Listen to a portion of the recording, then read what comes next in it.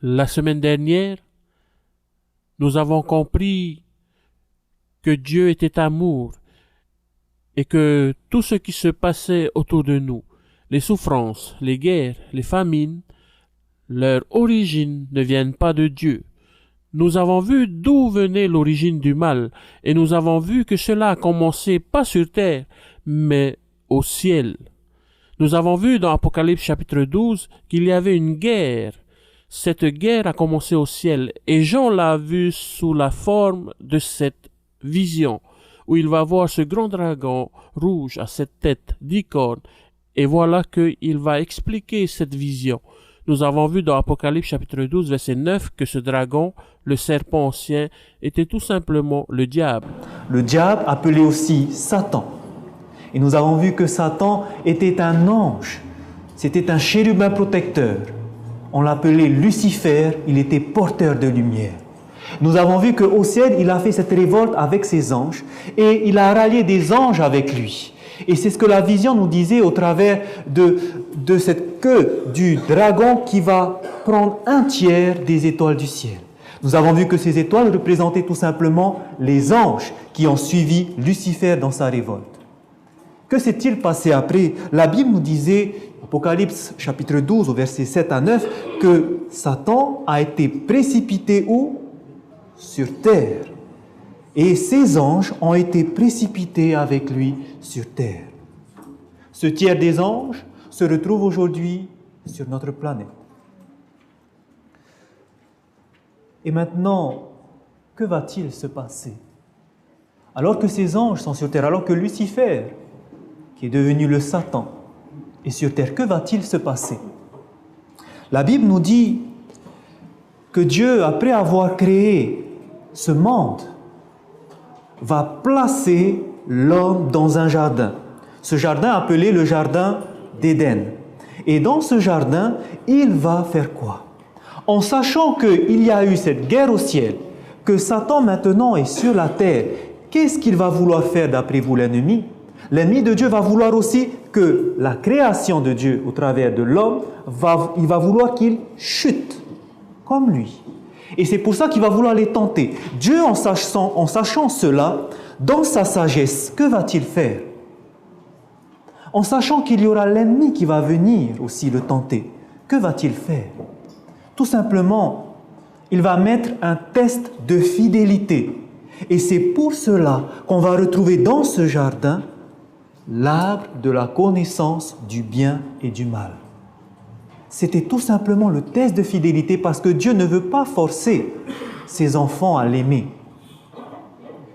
Et d'ailleurs, beaucoup de personnes se sont posé la question.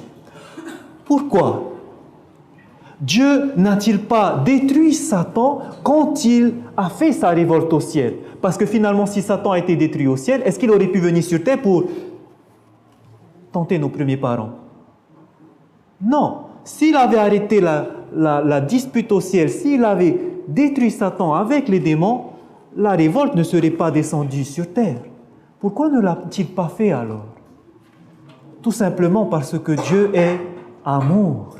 Et Dieu n'est pas un Dieu en train de forcer son adoration. Imaginez un petit peu, si Dieu, la révolte au ciel éclate, et là même, il détruit les anges. Que vont penser les anges qui auraient vu cela? Ils auraient dit, mais ce Dieu, c'est un tyran. On a intérêt à faire attention. On n'a pas intérêt à s'écarter parce que sinon, on sait quel sort on aura. Et Dieu n'est pas comme ça. La Bible nous dit que Dieu est amour.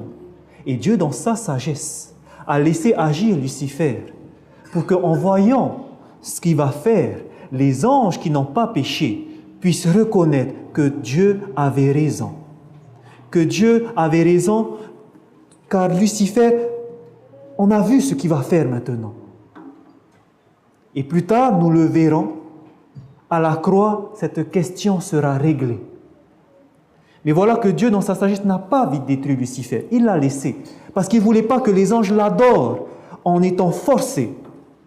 Et c'est pour cela que de même que Dieu n'est pas un Dieu qui force, il va permettre que sur terre, il puisse aussi y avoir un test de fidélité. Il ne veut pas que l'homme l'adore, soit forcé à l'adorer, mais il laisse le choix.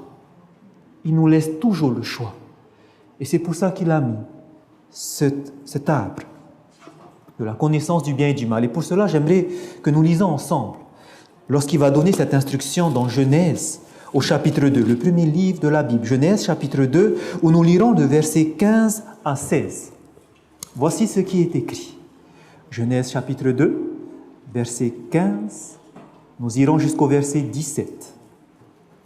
Il est écrit « L'Éternel Dieu prit l'homme et le plaça dans le jardin d'Éden pour le cultiver et pour le garder. L'Éternel Dieu donna cet ordre à l'homme. Tu pourras manger de tous les arbres du jardin, mais tu ne mangeras pas de l'arbre de la connaissance du bien et du mal, car le jour où tu en mangeras, tu mourras. » Lorsque nous lisons la suite dans Genèse chapitre 3, nous savons ce qui va se passer. La Bible nous dit que Ève, la femme que Dieu a créée à partir de la côte d'Adam, va être tentée par le serpent ancien. Nous savons qu'elle va en manger du fruit, qu'elle va en donner à son mari et que lui aussi va en manger. Finalement, est-ce que nos premiers parents ont réussi ce test de fidélité?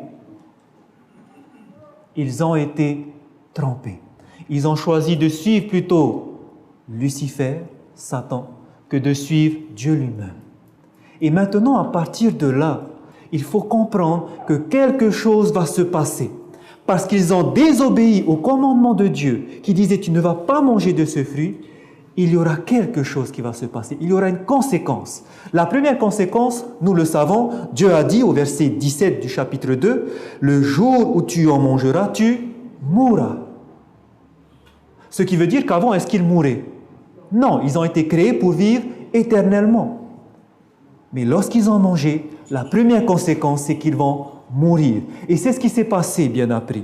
Quand vous prenez par exemple dans Genèse au chapitre 5, Genèse au chapitre 5, regardez au verset 5. Nous voyons que Adam ne va pas vivre éternellement puisqu'au verset 5, il est écrit que tous les jours qu'Adam vécut furent de 930 ans, puis il mourut. Voici la première conséquence. Parce que nos premiers parents ont transgressé ce commandement de Dieu, la mort est entrée. Et ça, c'est important de le comprendre, parce que beaucoup pensent que dès qu'on voit, par exemple, une personne qui nous est chère mourir, qu'est-ce qu'on fait? La première chose qu'on fait, c'est dire « Mais Dieu, pourquoi tu as permis cela? Pourquoi cette mort ?» Mais la faute, est-ce que c'est à Dieu? Non. Dieu a dit que le jour où ça a été mangé, il y aura la mort qui va entrer. La mort n'est que la conséquence de ce qui s'est passé avant. Ce n'est pas la faute de Dieu si aujourd'hui nous mourons. Ce n'est pas la faute de Dieu. Donc avant d'accuser Dieu lorsque nous sommes dans ces soucis, comprenons. Autre conséquence qu'il y aura, pas seulement la mort physique va entrer, mais vous verrez que d'autres choses vont arriver. Nous verrons seulement les choses les plus importantes, ce qui nous concerne. Tout d'abord, nous allons lire dans Romains au chapitre 3, parce que nous pouvons dire beaucoup de choses sur les conséquences du péché. Nous allons essayer de rester centrés sur quelques points, et pour cela, nous allons aller dans Romains au chapitre 3 et regarder quelques-unes de ces conséquences. Parce qu'ils ont désobéi, que s'est-il passé? Dans Romains au chapitre 3, Paul écrira du verset 9 au verset 12 ceci. « Quoi donc? Sommes-nous plus excellents? Nullement, car nous avons déjà prouvé que tous, Juifs et Grecs, sont sous l'empire du péché, selon qu'il est écrit, il n'y a point de juste, pas même un seul. Nul n'est intelligent, nul ne cherche Dieu, tous sont égarés, tous sont pervertis, il n'en est aucun qui fasse le bien, pas même un seul. » Qu'est-ce qui nous est dit? Que tous maintenant, nous sommes sous l'empire du péché, parce que nos premiers parents ont transgressé ce que Dieu avait dit. Voici que le péché maintenant va s'étendre à tous les hommes, et nous sommes tous atteints du péché. Finalement, quand nous regardons dans 1 Jean au chapitre 3, gardez un doigt dans Romains parce que nous y viendrons beaucoup. Dans 1 Jean au chapitre 3, nous allons comprendre c'est quoi le péché, être sous l'emprise du péché. 1 Jean, donc juste avant Apocalypse, vous avez Jude, et nous arrivons dans 1 Jean au chapitre 3. Et nous allons lire le verset 4. Voici ce qui est écrit. Quiconque pêche transgresse la loi, et le péché est la transgression de la loi. La Bible nous dit dans Romains chapitre 3 que nous sommes sous l'emprise du péché. C'est quoi le péché? C'est la transgression de la loi. Nous sommes tous alors sous cette emprise qui fait qu'à chaque fois, nous nous détournons de la loi. La loi de qui? La loi de Dieu. À chaque fois, lorsque nous vivons, nous sommes enclins à transgresser cette loi. Et vous allez voir la réalité de ça, parce que Jésus va expliquer cela. Dans Matthieu chapitre 5, il dira par exemple, nous allons prendre dans Matthieu chapitre 5, vous allez voir que tous nous sommes sous cette emprise. Matthieu chapitre 5, et nous allons lire le verset 21. Vous allez comprendre vraiment qu'est-ce que ça veut dire, on est sous l'emprise du péché. On ne peut pas ne pas pécher. Regardez au verset 21. Matthieu chapitre 5, verset 21, il est écrit « Vous avez entendu qu'il a été dit aux anciens, tu ne tueras point. » Tu ne tueras point, c'est un des commandements de Dieu. « Celui qui tuera mérite d'être puni par les juges. » Verset 22, « Mais moi je vous dis que quiconque se met en colère contre son frère mérite d'être puni par les juges, que celui qui dira à son frère Raka mérite d'être puni par le Sanhédrin, et que celui qui lui dira insensé mérite d'être puni par le feu de la géhenne. » Autrement dit, Jésus nous dit, la loi nous dit tu ne tueras point. Et voilà que si quelqu'un se met simplement en colère ou insulte son prochain, ça revient à faire quoi? Ça revient à tuer.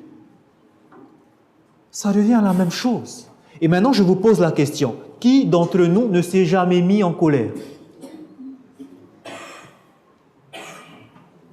Tous, n'est-ce pas? Et la Bible nous dit que quand tu te mets en colère, c'est comme si tu avais tué. Tu as les mêmes intentions. Dieu ne juge pas les actes, mais ça commence dans les pensées.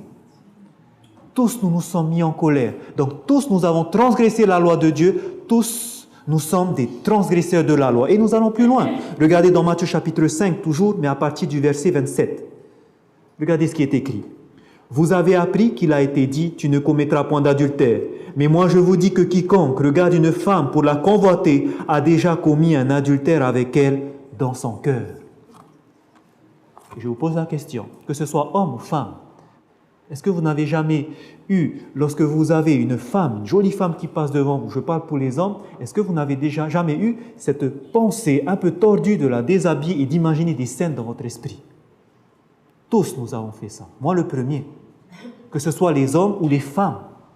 Tous nous avons eu ces idées perverses dans nos têtes. Et la Bible nous dit, Jésus nous dit, c'est comme si nous avons commis quoi?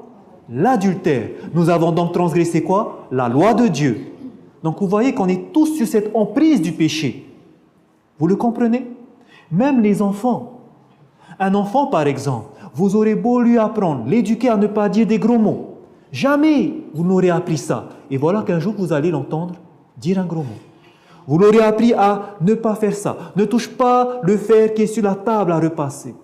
Ne touche pas le fer, il est chaud. Que va faire l'enfant? Il va transgresser ce que vous l'avez dit parce que nous sommes tous nés comme ça, à transgresser les commandements. Voici la première conséquence. Nous sommes tous transgresseurs. Quelle est encore la conséquence du péché? Regardez dans Marc chapitre 7. Est-ce que vous voyez que c'est vraiment le péché, c'est vraiment quelque chose que tous nous sommes atteints. C'est vraiment une maladie que chacun de nous, nous l'avons. Et dans Marc au chapitre 7, regardez ce que Jésus va dire au verset 21. Il est écrit, Marc chapitre 7, au verset 21, nous lisons jusqu'au verset 23. Car c'est du dedans, c'est du cœur des hommes que sortent les mauvaises pensées, les adultères, les impudicités, les meurtres, les vols, les cupidités, les méchancetés, la fraude, le dérèglement, le regard envieux, la calomnie, l'orgueil, la folie. Toutes ces choses mauvaises sortent du dedans et souillent l'homme. Et aujourd'hui, on ne voit que ça autour de nous et on voit que ça dans nos vies. Nous sommes tous atteints comme ça, parce que nous avons un cœur qui est mauvais. Tous, nous sommes sous l'emprise du péché. Quelle est encore la conséquence du péché? Regardez dans Romains chapitre 3. Romains chapitre 3.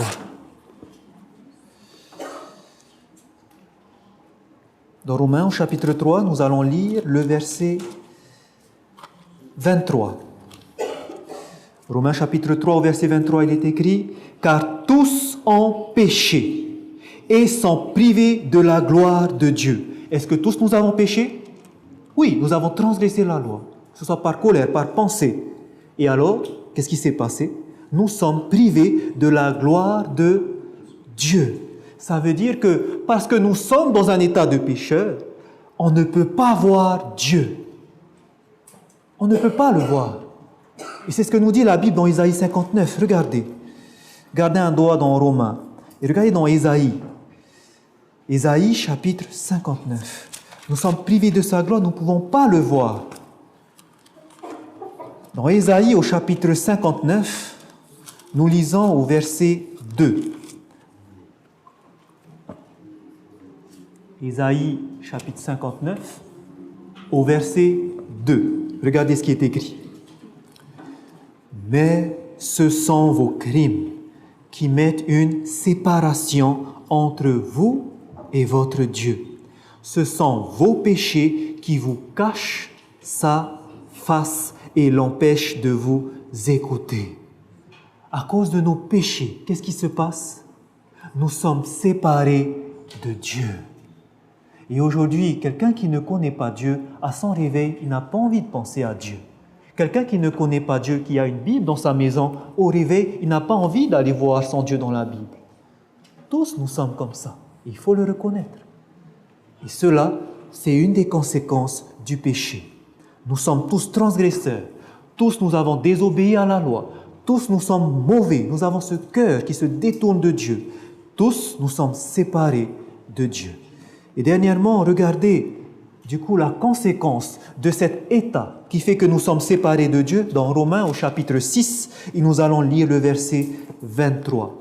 Nous lisons la première partie du verset 23. Romains chapitre 6 au verset 23. Il est écrit « Car le salaire du péché, c'est la mort. » Voici le salaire du péché, c'est la mort.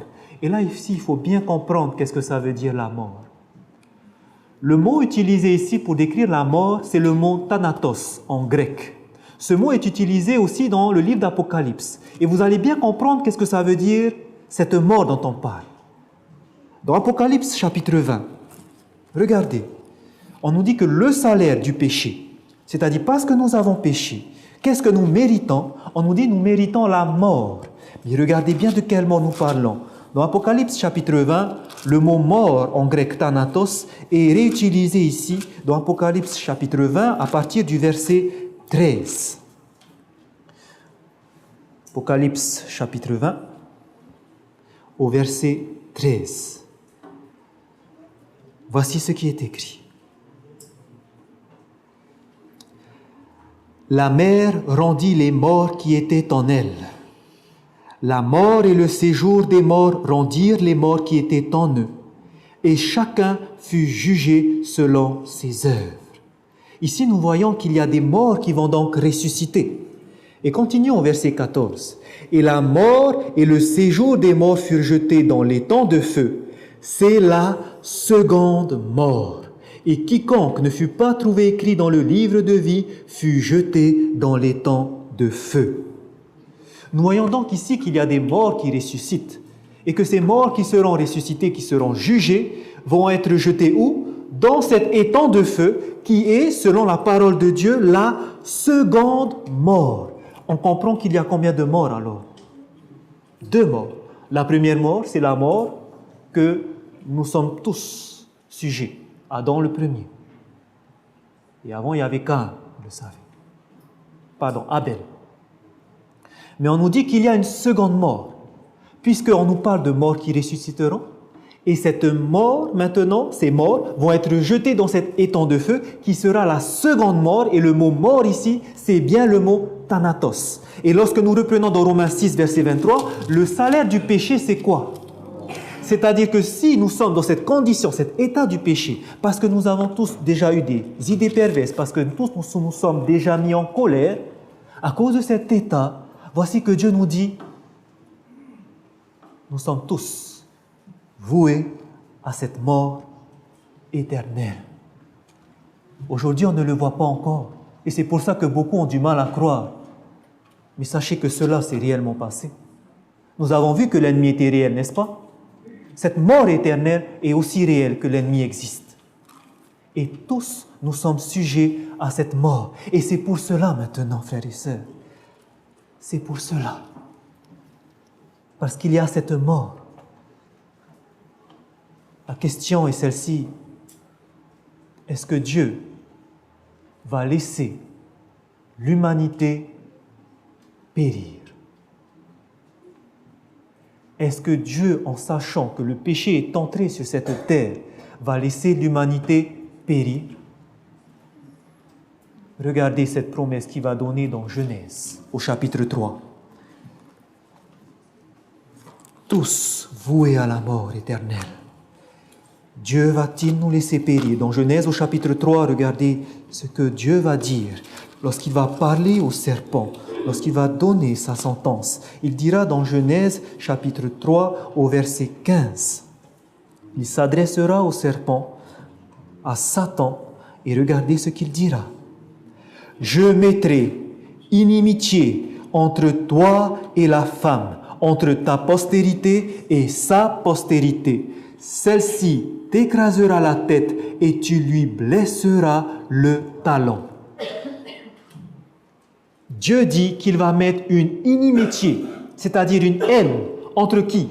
Entre le serpent et la femme, entre la postérité du serpent et la postérité de la femme.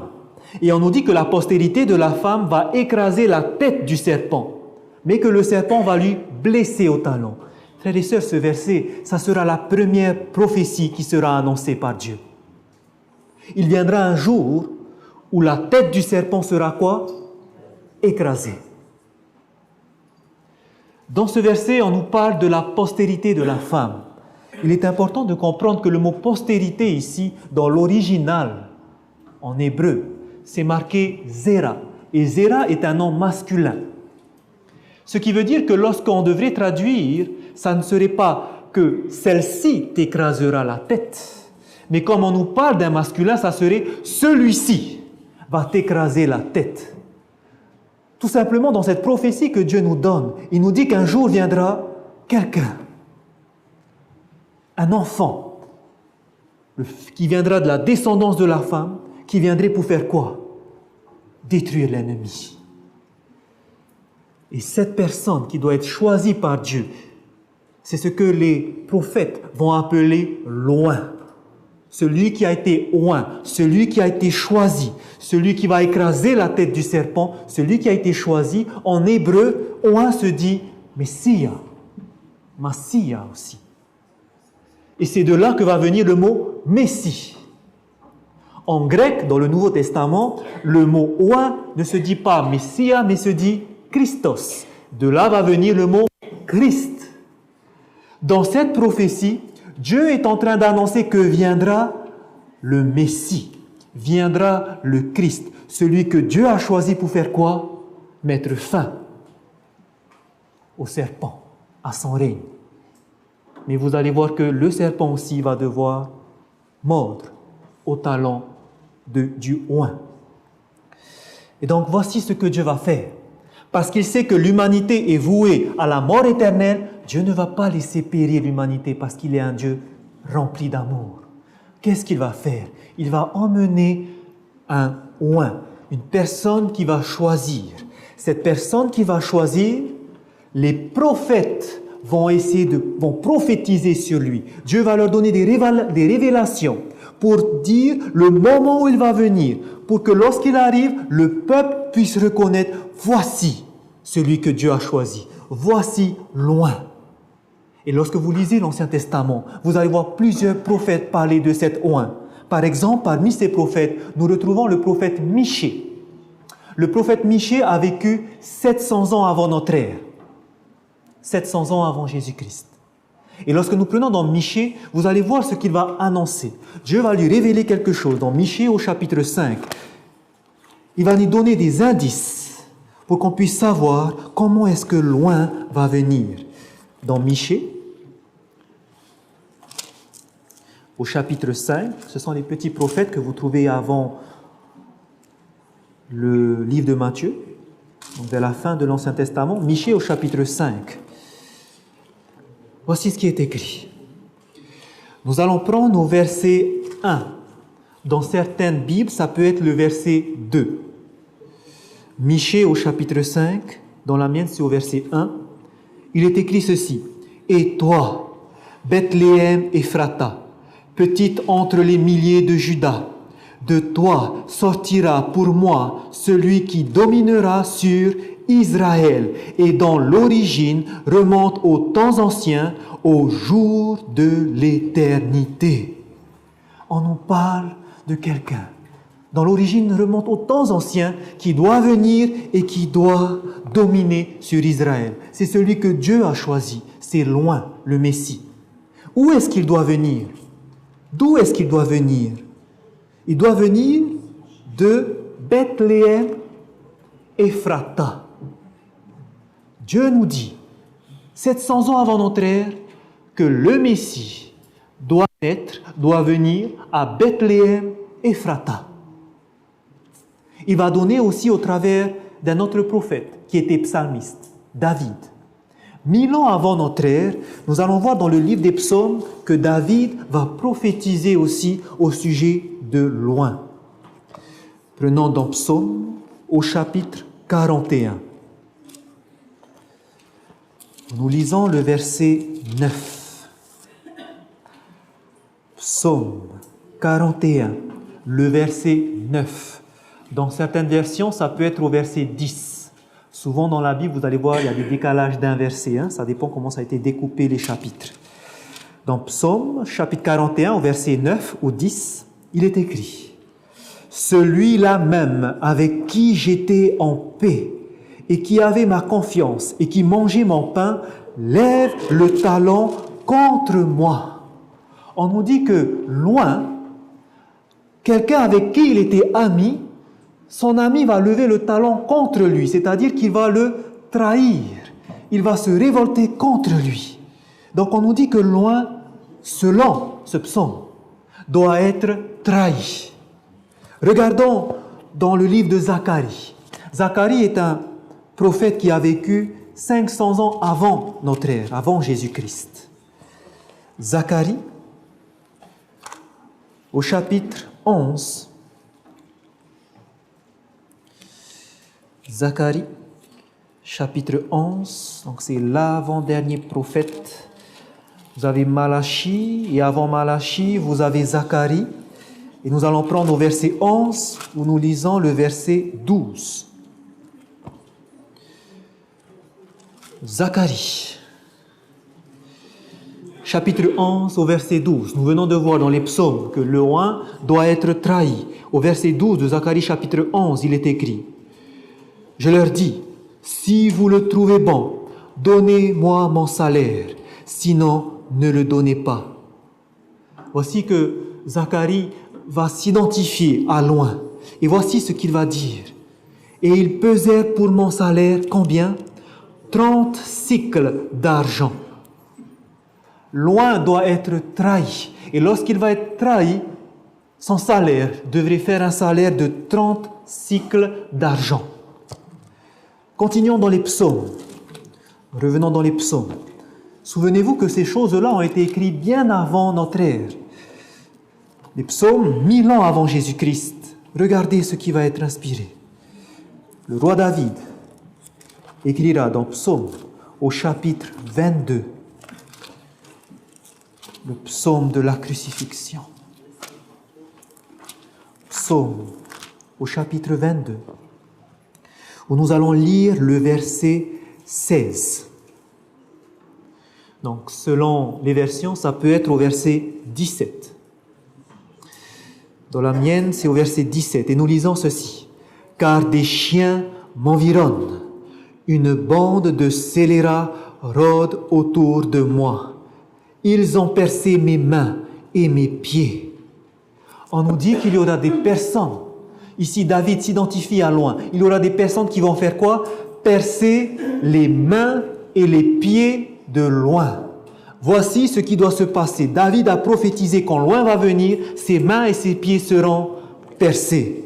Continuons et lisons au verset 18 ou au verset 19. Dans ma version, au verset 19, regardez ce qui va se passer. Alors qu'il doit être percé des mains et des pieds, au verset 19, il est écrit « Il se partage mes vêtements.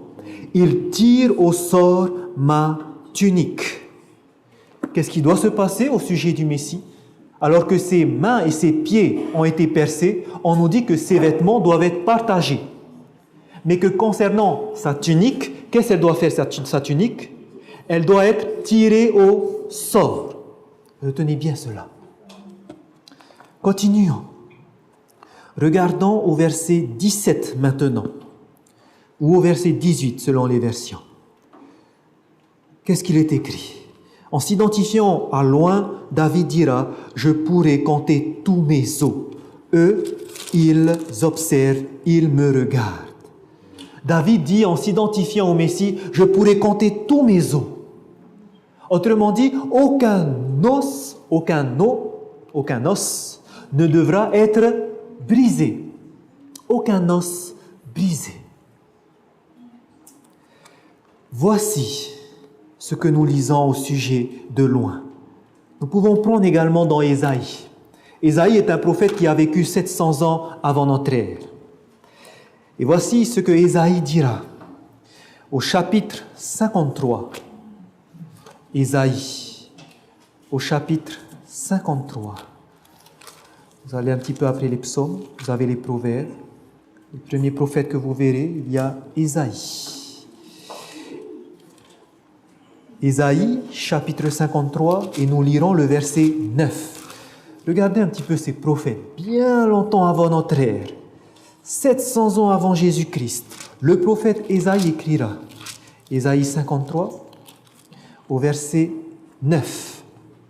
Il est écrit « On a mis son sépulcre parmi les méchants, son tombeau parmi les riches. » En parlant du Messie, on nous dit que son sépulcre, son corps, doit être mis dans un tombeau de riches.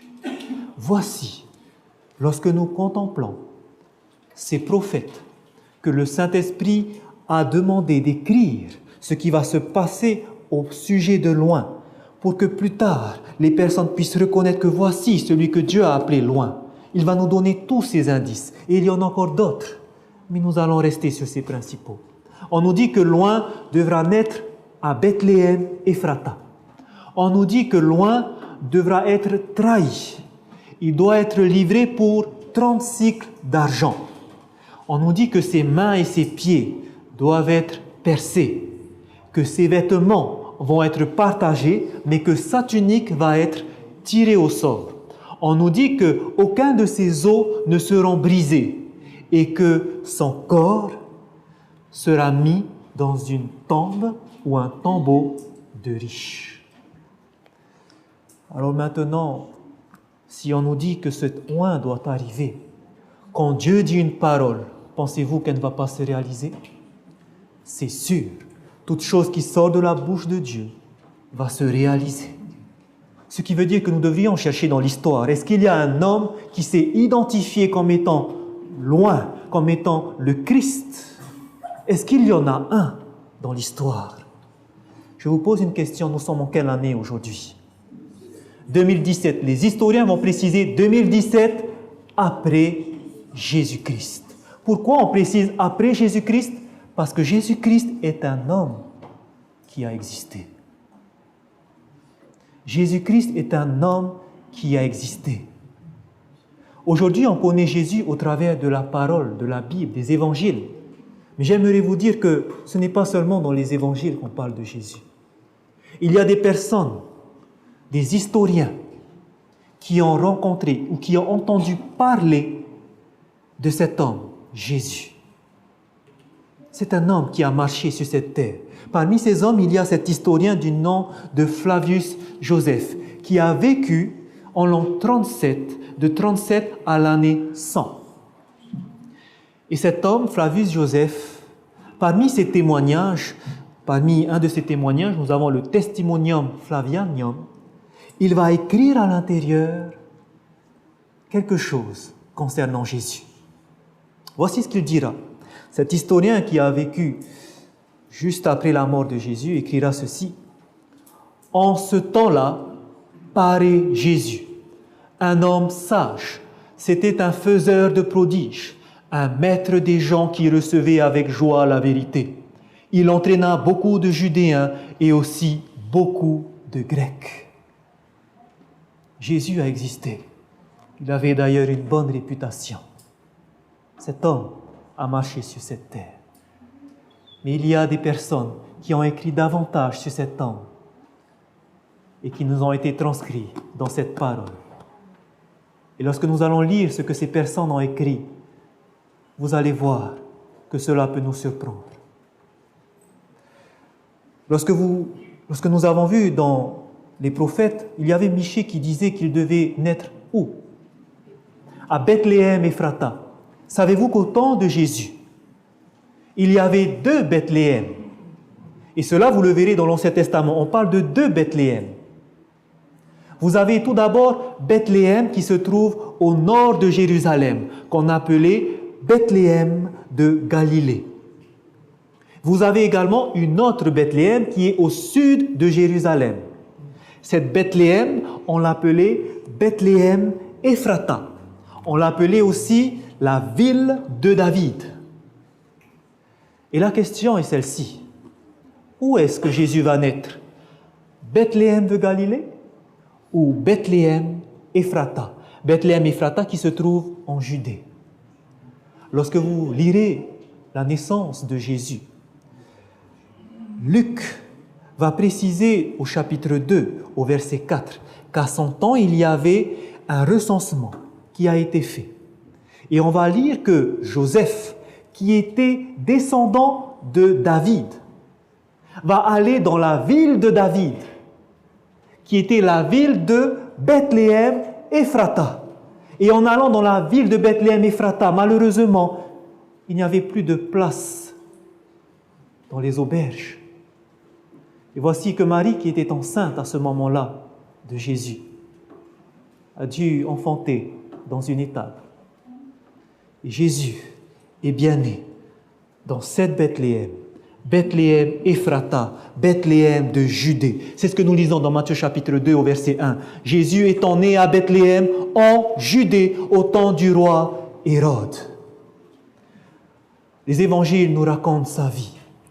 C'était un homme rempli d'amour, rempli d'humilité, un homme qui aimait les gens, un homme qui servait. Et malheureusement, à la fin de sa vie, on nous dit que quelque chose va se passer. Parmi ses disciples, il y en avait un, du nom de Judas. Et vous lirez dans Matthieu chapitre 26, du verset 14 à 15, que Judas va trahir son maître Jésus. Qu'est-ce qu'il va faire? Il va aller voir les principaux sacrificateurs. Et qu'est-ce qui va se passer à ce moment-là? On va livrer Jésus et les sacrificateurs vont lui donner combien? 30 cycles d'argent. La même somme que Zacharie avait dit qu'il doit être livré pour 30 cycles d'argent. Pas une de plus, pas une de moins. 30 cycles d'argent. David disait dans le psaume 22 que ses mains et ses pieds devraient être percés. Vous savez qu'est-ce qui s'est passé à cette époque? L'Empire romain régnait. Et un siècle avant Jésus-Christ, dans les années 200 avant Jésus-Christ, il y avait une sentence que les Romains appliquaient aux criminels. Cette sentence était le crucifiement. Et pour cela, ils clouaient des personnes sur un bois. La Bible nous dit, vous lirez dans Matthieu chapitre 27, que Pilate a livré Jésus à la crucifixion, que Jésus a été crucifié. Nous lisons dans Jean chapitre 19, au verset 23, que les soldats prirent ses vêtements. Et avec ces vêtements, qu'est-ce qu'ils vont faire? Ils en firent 4 parts. Ils se sont partagés ces vêtements. Est-ce qu'il y a quelqu'un qui est parti leur dire, il faut que vous partagez les vêtements parce que c'est le Messie? Non. Personne ne pouvait contrôler ces événements.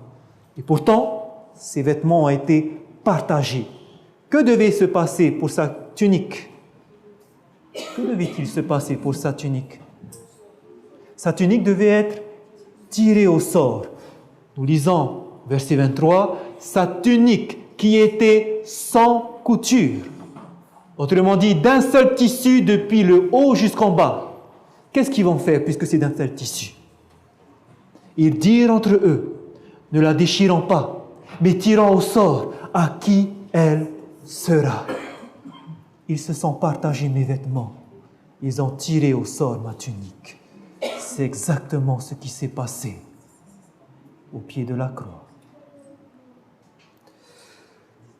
David disait, je pourrais compter tous mes os. Eux, ils me regardent. Aucun os ne devrait être brisé. Or, vous savez, lorsque Jésus est mort, le jour du sabbat allait commencer. Et voilà que quelque chose va se passer. Dans Jean, chapitre 19, au verset 31 à 33, Jean dira ceci, dans la crainte que les corps ne restassent sur la croix pendant le sabbat, car c'était la préparation et ce jour de sabbat était un grand jour, les Juifs demandèrent à Pilate qu'on fasse quoi? Qu'on rompît les jambes aux crucifiés et qu'on les enlevât. Avec Jésus fut crucifié 2 brigands, l'un à sa droite et l'autre à sa gauche. Ces 3 crucifiés, parce que le jour du sabbat allait arriver, qu'est-ce qui devait se passer? On devait rompre leurs jambes. Et voici au verset 32 que les soldats vinrent donc et ils rompirent les jambes au premier, puis à l'autre qui avait été crucifié avec lui. Mais s'étant approchés de Jésus et le voyant déjà mort, ils ne lui rompirent pas les jambes. Aucun os ne devait être brisé. Parce qu'il était déjà mort, ses os n'ont pas été rompus. Isaïe nous disait au chapitre 53 que son sépulcre devrait être parmi les riches. Et dans l'histoire, dans Matthieu chapitre 27, vous verrez que les disciples étaient des personnes pauvres et ils n'avaient pas d'argent. Les personnes qui étaient crucifiées, on les emmenait tous dans une fosse. Mais voilà que pour Jésus, alors que ses disciples étaient pauvres, il y avait un homme, Joseph, d'Arimathée, qui était riche et qui lui suivait Jésus. Et qu'est-ce qu'il a fait? Joseph, qui s'était fait un tombeau dans le roc, un tombeau de riche, va permettre que le corps de Jésus, on puisse le déposer dans ce tombeau. Jésus était reposé dans un tombeau de riches.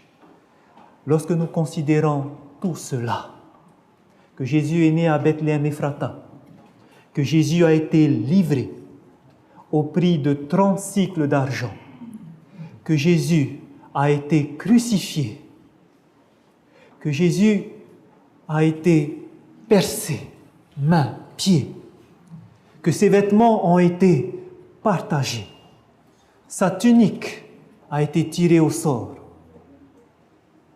Lorsque nous considérons que son corps a été mis au tombeau, et qu'aucun de ces os n'a été brisé.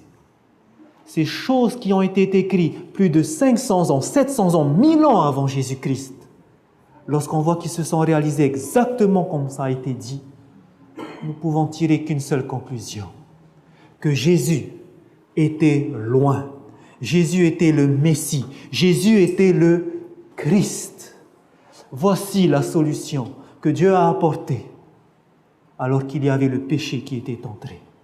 Nous sommes tous touchés par cette maladie du péché. Mais voici que Jésus est venu. Mais la question, est-ce que ce Jésus sera le remède? Oui, il est loin, mais est-ce qu'il sera le remède? Est-ce que lui pourra nous guérir de toutes les conséquences du péché? Regardons ce que nous dit la Bible dans Romains chapitre 5. Nous avons vu que parce que nous sommes sous l'emprise du péché, nous transgressons la loi de Dieu et alors nous sommes coupables. Mais que nous dit dans Romains chapitre 5 la parole de Dieu? Romains chapitre 5, nous allons lire au verset 8. Est-ce que Jésus peut nous guérir de cette maladie du péché? Est-ce qu'il peut nous guérir de toutes ces malédictions, toutes ces conséquences du péché? Nous qui étions coupables, transgresseurs de la loi, dans Romains au chapitre 5, au verset 8, nous lisons ceci. Mais Dieu prouve son amour envers nous, en ce que lorsque nous étions encore des pécheurs, Christ est mort pour nous. À plus forte raison donc, maintenant que nous sommes justifiés par son sang, serons-nous sauvés par lui de la colère. Paul nous dit que nous sommes justifiés par son sang, c'est-à-dire nous ne sommes plus coupables, mais nous sommes rendus comment? Justes devant Dieu. Nous étions coupables, mais parce que Jésus est mort pour nous, nous sommes rendus maintenant justes. Oui, Jésus peut nous guérir de cette culpabilité du péché. Deuxièmement, dans Hébreux chapitre 10, nous avons vu également que notre cœur était mauvais dans Marc chapitre 7. Vous vous souvenez? Notre cœur est mauvais, de la sorte des adultères, les mauvaises pensées, toutes ces choses.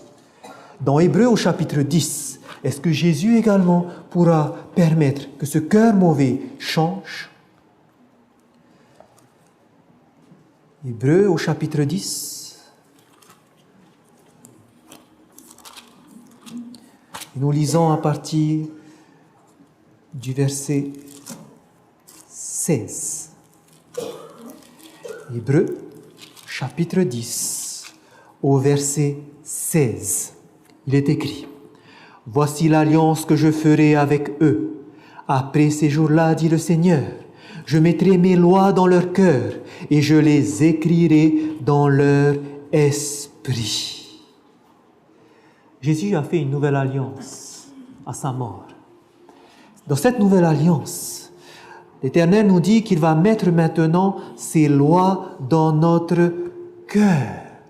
C'est-à-dire que nous n'aurons plus ce cœur mauvais, mais nous aurons la loi de Dieu écrite dans notre cœur. Autrement dit, nous aurons un cœur qui sera changé, un cœur qui ne sera plus orienté à transgresser la loi, mais maintenant un cœur qui va pouvoir faire la loi de Dieu. Christ, au travers de son sacrifice, au travers de cette nouvelle alliance qu'il fera, nous permettra que notre cœur sera changé. Nous qui étions coupables, Christ nous justifie, nous rend justes. Nous qui avons un cœur mauvais, Jésus permet que notre cœur soit changé.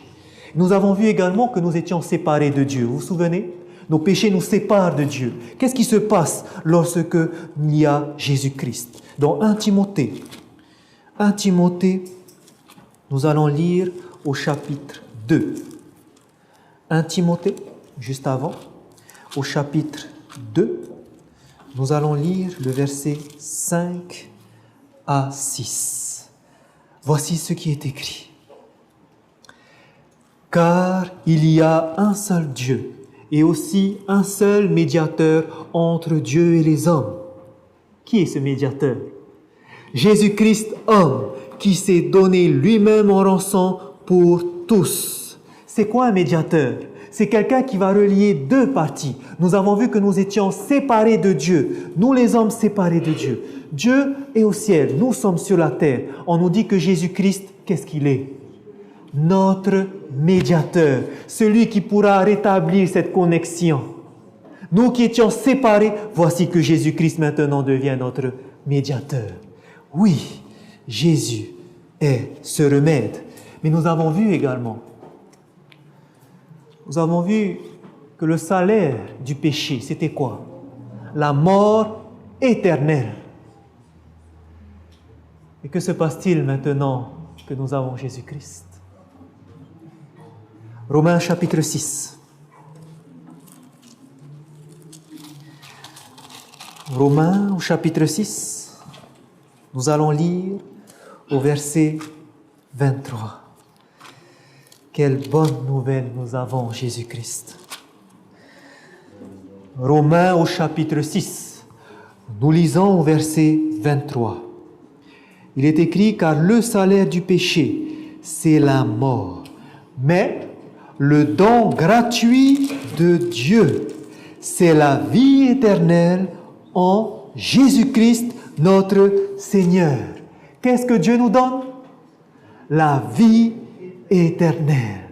Nous connaissons tous ce verset dans Jean chapitre 3, verset 16. Car Dieu a tant aimé le monde qu'il a donné son Fils unique, afin que quiconque croit en lui ne périsse point, mais qu'il ait la vie éternelle. Oui, nous sommes tous atteints du péché, mais parce que Dieu a tant aimé le monde, il nous a donné son Fils unique, pour que quiconque croit en lui puisse avoir cette vie éternelle. Voyons ce soir que oui, le péché a eu beaucoup de conséquences. Il nous a rendus coupables, transgresseurs de la loi. Le péché a fait que notre cœur était mauvais, que nous étions séparés de Dieu et que finalement, dans cet état, nous méritons cette mort éternelle. Mais Dieu, parce qu'il a tant aimé le monde, il a annoncé qu'un jour, son Fils devait venir, le Messie.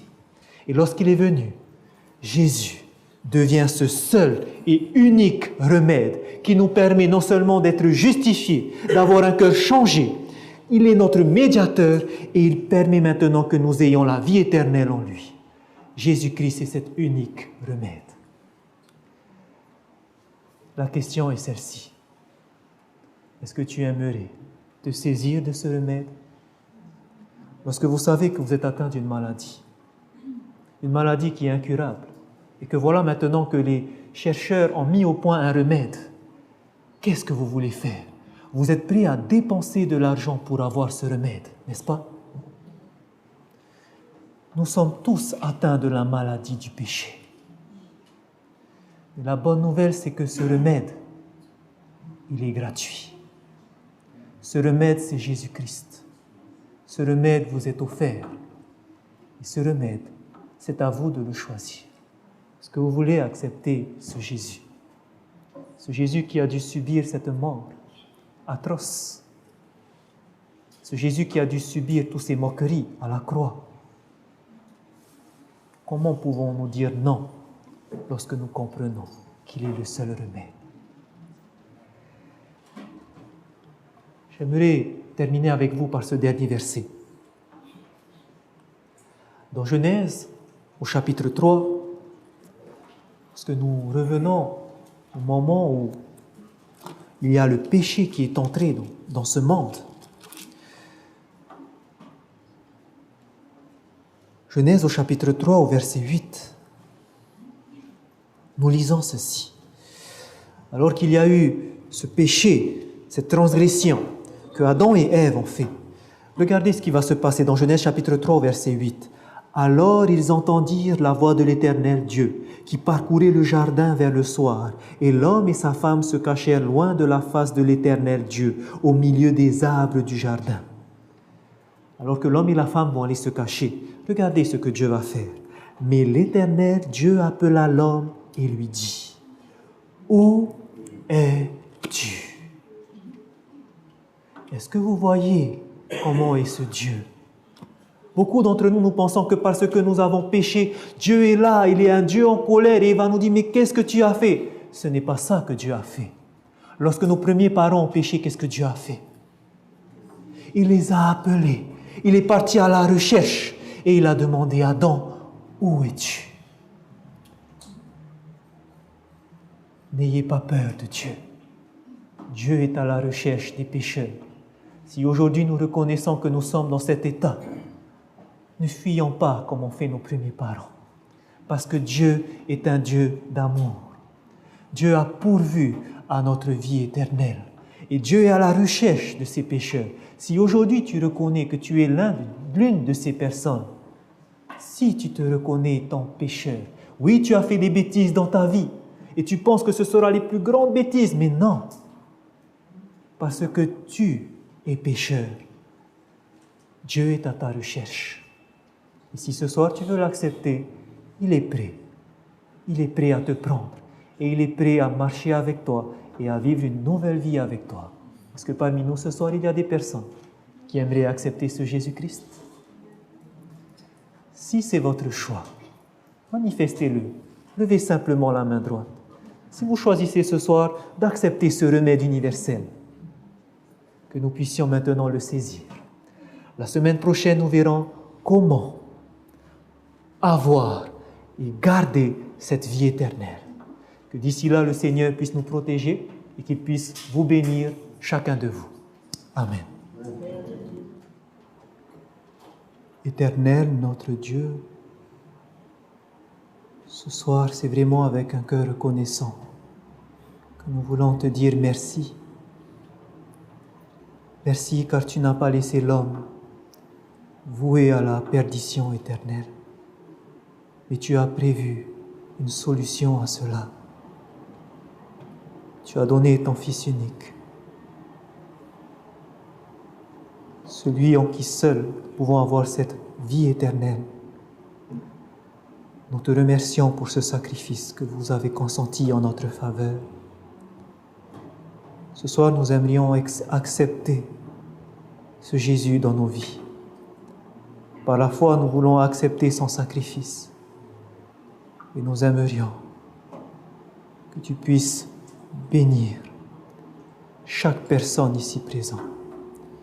Que chaque personne qui entendra ce message puisse garder à l'esprit que tu es toujours là, à la recherche des pécheurs, et que tu ne veux pas qu'ils sombrent là où ils sont. Tu veux les relever. Tu veux les ramener vers toi. Alors s'il te plaît, puisses-tu agir dans leur vie. Nous te demandons que tu puisses veiller sur chacun de tes enfants ce soir. Puisses-tu les ramener dans leur demeure respective, entourés de la présence de tes anges. Et selon ta volonté, puisses-tu nous ramener pour une prochaine étude dans ta parole. Merci d'entendre notre prière. Merci de l'exaucer, car c'est au nom de ton Fils Jésus-Christ que nous voulons te demander toutes ces grâces. Amen.